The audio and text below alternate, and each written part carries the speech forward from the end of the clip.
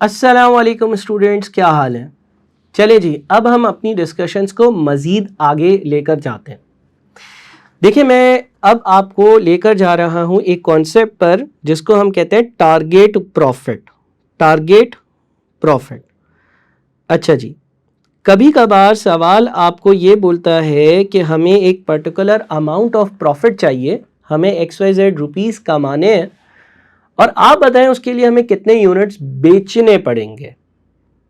अब ज़रा हम अपना जो डेटा लेकर चल रहे हैं ना, पहले उसी डेटा को इस्तेमाल कर एक प्रॉफिट एंड लॉस अकाउंट छोटा सा बनाते हैं। लेट से कंपनी की सेलिंग प्राइस है 125, ठीक है जी। कंपनी की जो वेरिएबल कॉस्ट पर यूनिट है वो 75 है और कंपनी की जो फिक्स्ड कॉस्ट है ना वो 100 रुपये। अब फॉर एग्जाम्पल लेट से हम ये कह लेते हैं कि कंपनी करंटली 6 यूनिट्स बनाकर बेच रही है। सो 6 यूनिट्स पर कंपनी का जो सेल्स रेवेन्यू होगा वो हो जाएगा 125 इंटू 6। 125 इंटू 6 आपका बन जाता है 750। 6 यूनिट्स की वेरिएबल कॉस्ट क्या होगी? 6 यूनिट्स की वेरिएबल कॉस्ट होगी 75 इंटू 6 यानी कि 450। कंट्रीब्यूशन क्या होगी? कंट्रीब्यूशन जो होगी वो हो जाएगी 300। और फिर फिक्स कॉस्ट क्या होगी? फिक्स कॉस्ट होगी 100। और अगर ऐसा होगा तो मेरा जो प्रॉफिट होगा वो कितना होगा? मेरा जो प्रॉफिट होगा ना वो होगा 200। इसका मतलब हमें ये पता चल गया कि अगर कंपनी एक यूनिट 125 का बेचती है, 75 रुपये उसकी वेरिएबल कॉस्ट है और 100 रुपये उसकी फिक्स कॉस्ट है, तो अगर कंपनी 6 यूनिट्स बनाकर बेचती है तो वो 200 रुपये का प्रॉफिट कमा लेगी। अब आपके सामने सवाल कैसा आएगा सुनिएगा। आपको आपका सवाल ये कहेगा कि जनाब कंपनी है और उसकी 125 एक यूनिट की सेलिंग प्राइस है, कंपनी जो है उसकी वेरिएबल कॉस्ट पर यूनिट 75 है और कंपनी की फिक्स कॉस्ट जो है ना वो 100 है। साथ में सवाल आपको बोलेगा कि लेट से सवाल बोल देता है कि कंपनी को जो है ना एक टारगेट प्रॉफिट अचीव करना, कंपनी ने अपना एक दिमाग बनाया हुआ है, कंपनी ने ये सोचा हुआ है कि कंपनी जो है ना वो 200 रुपये कमाए, ये बताया हुआ होगा। देखिए, जो आपने यहाँ कैलकुलेट किया ना ये आपको बताया हुआ होगा। बोलेगा कि कंपनी ने एक दिमाग बनाया हुआ है कि कंपनी 200 रुपये अर्न करे, कमाए, कंपनी का मुनाफा, कंपनी का प्रॉफिट 200 रुपये।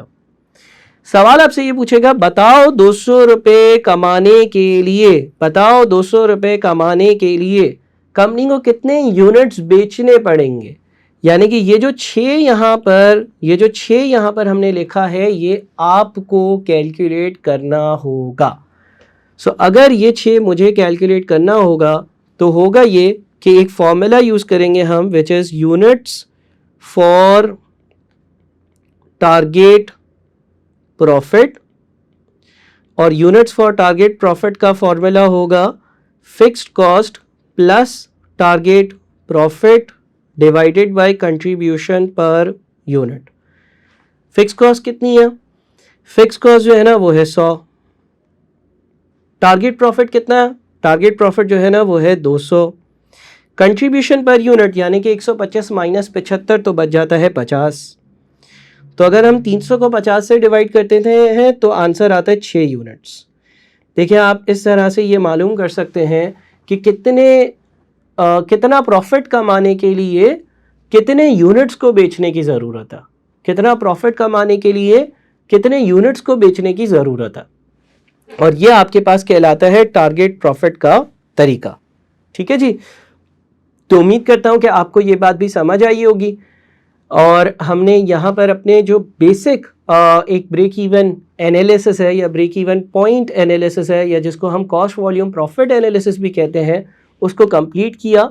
हम इसके इंशाल्लाह एडवांस लेवल पर भी जाएंगे, लेकिन यहाँ तक जितनी भी चीज़ें मैंने नोट करी इससे आपकी बुनियाद, इससे आपके बेसिक कॉन्सेप्ट्स बनते हैं। तो हर चीज़ को अच्छे से नोट करिएगा, रिवाइज करिएगा, रिकैप करिएगा और अगर कोई चीज़ समझ ना आए तो मुझसे ज़रूर पूछिएगा। अपना बहुत ख्याल रखें। Thank you so much.